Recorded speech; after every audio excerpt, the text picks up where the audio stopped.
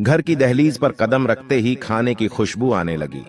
मैं जैसे ही अंदर पहुंचा तो देखा कि बड़ी और मंझली भाभी रसोई में तरह तरह के पकवान बनाने में व्यस्त थीं। वह मम्मी पापा को बता रही थी कि कल क्या बनेगा और नाश्ते व रात के खाने में क्या क्या बनेगा। माँ ने मुझे देखते ही कहा, अरे बहू, राजीव को कुछ गुजिया और नमकीन दे देना, और हाँ, पास्ता और पिज्जा जो रिया ने बनाया है। मुझे समझते देर नहीं लगी कि रिया के रिश्ते के लिए कोई आ रहा होगा। उनके स्वागत के लिए रिया को तरह तरह के व्यंजन और पिज्जा पास्ता की क्लास दी गई होगी। मैंने चुपचाप अपना बैग एक रैक पर रख दिया, उसे कोने में रखकर फ्रेश होने चला गया। जब मैं वापस आया तो बीच वाली भाभी नाश्ता लेकर खड़ी थी। मां ने उसे घूरते हुए कहा, अब खड़ी रहेगी या चाय लेकर आएगी? ऊपर से कल लड़के वाले आ रहे हैं, घर में बहुत काम है, जल्दी करो और सफाई करो। भाभी बुरा मुंह बनाकर रसोई की ओर चल दी। मैं चुपचाप प्लेट में रखे स्नैक्स और पास्ता के ढेर को देख रहा था और इंतजार कर रहा था कि मां कुछ बोलेगी। कुछ देर की खामोशी के बाद आखिरकार मां ने बोलना शुरू किया, कल लड़के वाले रिया को देखने आ रहे हैं, कल ऑफिस से छुट्टी ले लेना। इतना कहकर वो मेरे चेहरे की तरफ देखने लगी। शायद वो मेरे जवाब का इंतजार कर रही थी, लेकिन मैं चुप रहा क्योंकि मेरे अंदर एक अजीब सी घुटन महसूस हो रही थी। लेकिन कहीं ना कहीं वह सही भी है। रिया की शादी की उम्र हो गई है और उसके साथ की लड़कियों की भी शादी हो चुकी है और एक दो बच्चों की मां भी है। आज सुबह से बड़ी और मंझली भाभी इधर उधर काम कर रही थी। लड़के वाले तो शाम को आने वाले थे। आज घर का कोना कोना चमक रहा था। रिया एक कोने में बैठी बेसन और हल्दी का लेप लगा रही थी और उसके चेहरे से चमक गायब थी, जिसे देखकर मुझे बहुत दुख हुआ। मैं रिया के पास जाकर बैठ गया। राजीव, रिया डरी हुई आवाज में धीरे से बोली। तो मैंने उसकी पीठ थपथपाई और कहा, सब ठीक हो जाएगा मेरी गुड़िया।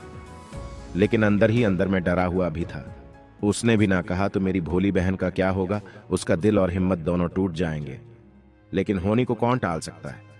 मुझे आए हुए कुछ ही समय हुआ था कि फोन की घंटी बजी और उधर की आई खबर से रिया समेत पूरे परिवार की हिम्मत टूट गई, क्योंकि रिया का रिश्ता होने से पहले ही टूट गया था। अब मां को अपने फैसले पर पछतावा हो रहा था। मां को बहुत निराशा हुई कि रिया का अब क्या होगा। वह रिया के पास गई और उसे समझाते हुए कहने लगी, रिया, तू पढ़ी लिखी है और 3 भाइयों की छोटी बहन है।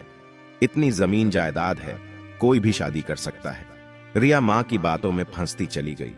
शुरुआत में उसके लिए कई रिश्ते आए थे तो रिया ने उन सभी को मना कर दिया था। मैंने उसे बहुत समझाने की कोशिश की, लेकिन उसने अपने मन में अपने जीवन साथी की एक अलग ही तस्वीर बना ली थी, जिसे वह भविष्य के रिश्ते में नहीं देख पा रही थी। धीरे धीरे रिश्ते भी आने बंद हो गए। अब रिया की उम्र भी बढ़ने लगी, जिसका असर उस पर दिखने लगा। यह उसके चेहरे पर साफ नजर आ रहा था। अब तो लड़के उसे मना करने लगे थे, जिससे वह चिड़चिड़ी हो गई थी। अब उसका आधा समय भाभियों से लड़ने झगड़ने में ही बीतता था।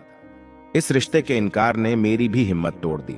मैंने निशा के पापा से वादा किया था कि जैसे ही रिया की शादी हो जाएगी, मैं निशा से शादी कर लूंगा। आखिरकार वे 2 साल से इंतजार कर रहे हैं।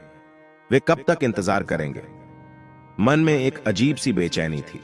रात को मुझे नींद नहीं आ रही थी। मेरे मन में बार बार निशा का मासूम चेहरा घूम रहा था। पहली बार जब वो ऑफिस आई थी, मुझे आज भी याद है, वो गुलाबी सूट और हल्के मेकअप में डरी और सहमी हुई थी। जैसे ही मैंने उसे देखा था, मेरा दिल जोरों से धड़कने लगा, मानो वह बाहर आ जाएगा। वह अक्सर मुझसे किसी तरह बात करने का बहाना बनाती थी। वह दिन ब दिन मेरी दीवानी होती जा रही थी। वह मुझसे बहुत प्यार करती थी। मैं निशा को कैसे मना कर सकता हूं? मैं भी उससे बहुत प्यार करता हूं। मैं उसकी हर छोटी छोटी खुशी का ख्याल रखता हूं। लेकिन सच तो यह है कि जब तक रिया की शादी नहीं हो जाती, मैं निशा को अपना नहीं पाऊंगा। आखिर कब तक मैं उसे झूठी उम्मीदों में बांधे रखूंगा? आखिर उसके माता पिता के भी कुछ शौक और इच्छाएं होंगी। मैंने परिवार की खुशी के लिए अपने जुनून और इच्छाओं का गला घोंट दिया। निशा से अलग होने के ख्याल से ही मैं डर जाता था और मैं खुद को अंदर से मजबूत कर रहा था। लेकिन हकीकत तो यह थी कि मैं अंदर से टूट रहा था। मुझे अचानक घुटन महसूस होने लगी और मैं उठकर घर से बाहर चला गया। सड़कें सुनसान थीं। आवारा कुत्तों के अलावा 1-2 यात्री भी थे जो अपनी मंजिल की ओर जा रहे थे और मेरी मंजिल का कुछ पता नहीं था। रात के 3 बजे थे। मैं थककर चूर हो गया था। बिस्तर पर गिरते ही बेसुध हो गया।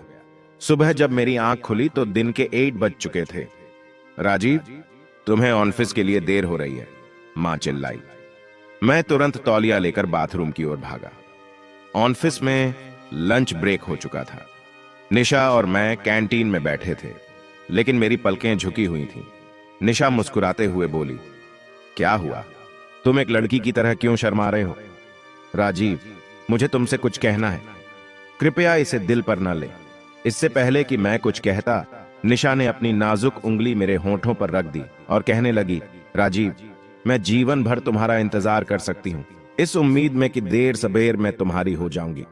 कृपया मेरी प्रतीक्षा करने का मेरा अधिकार न छीने। मैं चाहकर भी कुछ नहीं कह सका। जैसे जैसे समय बीतता गया, रिया के लिए कोई ना कोई रिश्ता आता रहा। कभी रिया तो कभी लड़के उसे ठुकराते रहे। अब उसे इन सब बातों से कोई फर्क नहीं पड़ता। अब वह अपना सारा समय सिलाई बुनाई में व्यतीत करती थी। माँ पापा ने थककर मेरी शादी निशा से कर दी। आज मैं 2 साल की गुड़िया का पिता हूं। रिया शादी की झंझट से बाहर निकल गई। रिया को सिलाई कढ़ाई आती थी। उसने अपना खुद का बुटीक खोला। निशा के कपड़े रिया से बनवाए थे। रिया ने निशा को भी सिलाई करना सिखाया।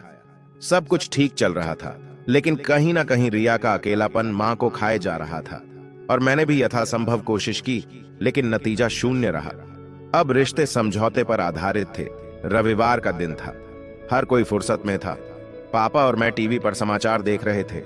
निशा और भाभी घर के काम में व्यस्त थी। रिया बच्चों के साथ खेल रही थी। मैं बैठा हुआ था और जो पेपर मैंने पढ़ा था उसे दोबारा पढ़ रहा था। मैंने कुछ भी मिस नहीं किया था। तभी घंटी बजी। अरे राजीव, कृपया गेट खोलो। मैं भनभनाता हुआ गेट की ओर बढ़ा। किसी ने मुझे चैन से पेपर भी नहीं पढ़ने दिया। जैसे ही मैंने गेट खोला तो वहां एक आदमी खड़ा था, जिनकी उम्र लगभग 36 या 37 साल होगी। क्लीन शेव, सफेद शर्ट, काली पैंट। उसके साथ 7 साल का मासूम बच्चा भी था। बिल्कुल चुप था। मैंने पूछा, बताओ। फिर धीरे से बोले, क्या रिया जी यहीं रहती हैं? मुझे उसके पिता मुकेश जी से मिलना है। मैंने कहा, अंदर आओ। पापा और मैं उनके सामने बैठ गए। कुछ देर तक वह चुप रहा। उसके बाद उसने जो कहा, उससे हमारे पैरों तले जमीन खिसक गई। मैं नहीं बता सका कि वह खुश था या सदमे में। राहुल एक कॉलेज में प्रोफेसर थे। उनकी पत्नी की प्रसव के दौरान मृत्यु हो गई। उनके 2 बच्चे हैं, 7 साल का बेटा अर्जुन और 1 साल की बेटी माया। दोनों जब घूमने निकलते तो अक्सर पार्क में मिलते। धीरे धीरे उनमें बातचीत होने लगी। दोनों की नजदीकियां कब प्यार में बदल गईं, पता ही नहीं चला। रिया बच्चों से बहुत प्यार करती है और लगता है कि रिया एक अच्छी मां के साथ साथ एक पत्नी भी बन सकती है। सब चुपचाप सुन रहे थे। राहुल ने रिया की तरफ देखा तो उसने नीचे देखा और मुस्कुरा दी, क्योंकि यहां बात समझौते की नहीं बल्कि रिया के प्यार की थी। रिया का रिश्ता तय हो गया। तो मैंने अंततः उससे पूछा कि क्या यह राहुल था जिस राजकुमार के लिए तू बैठी थी? फिर वो शर्मा गई। रिया की शादी हो गई। रिया और राहुल की शादी एक सादे समारोह में हुई। राहुल को ज्यादा धूमधाम पसंद नहीं है। राहुल एक अच्छे पति और अच्छे इंसान साबित हुए। वे रिया का सम्मान करते थे और रिया ने भी एक मां और पत्नी दोनों के रूप में अपना कर्तव्य निभाया। रिया के अपने बच्चे नहीं थे। वो सोचती है कहीं उसके प्यार में कोई खोट ना आ जाए।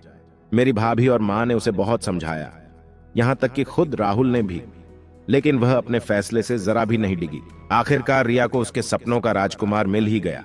कई लोगों ने इस रिश्ते को एक समझौते के तौर पर देखा, लेकिन यह हकीकत है। जिससे प्यार किया जाए उसकी उम्र और रंग कोई मायने नहीं रखता।